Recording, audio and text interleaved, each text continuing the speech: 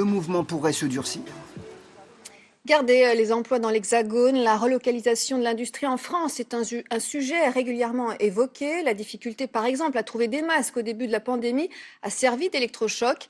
Certaines entreprises franciliennes n'ont pas attendu les aides du gouvernement pour faire revenir leur production.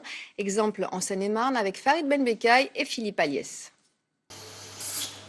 Il n'y a pas si longtemps, une grande partie de ces thermomètres étaient fabriqués à l'autre bout de la planète.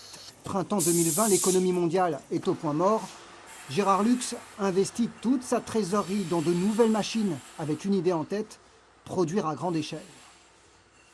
On devait faire à peu près, je ne sais pas moi, une centaine de thermomètres par jour.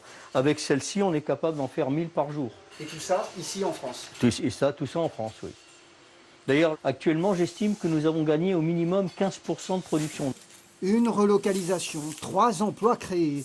Alison vient de signer un CDI en pleine crise économique. Je ne connaissais pas du tout ce métier.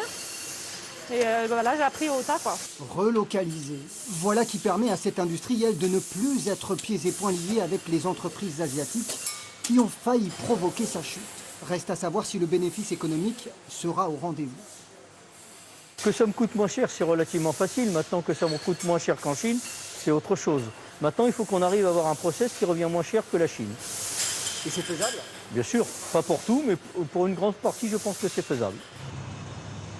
Vous avez en fait des cartes graphiques, où vous avez des cartes mères, vous avez des slots mémoire. Ça nous permet soit de réparer, soit d'assembler les nouveaux PC.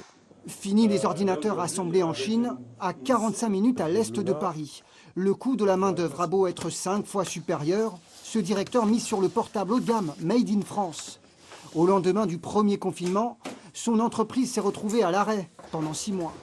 L'idée, c'est pas pouvoir tout faire en France, mais sur les montées en gamme et sur les sorties de nouveautés, gagner du temps, gagner aussi les charges de transport en le faisant en fait dans le 77 en France et comme ça en ayant fait un gain de temps et un gain d'énergie. Voilà. Relocaliser l'ensemble de ses activités, impossible, et ce pour une raison évidente selon ce directeur.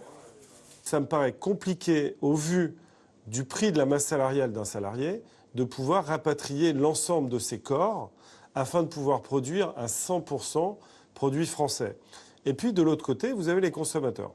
Les consommateurs n'ont pas envie d'acheter un ordinateur premier prix à 600 €, ils préfèrent l'acheter à 200 €.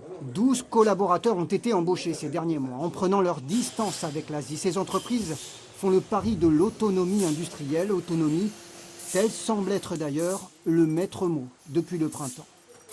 On ouvre notre page sportive. Bonjour Jean-Philippe Lemaire. Bonjour Carla. Et on commence avec du rugby.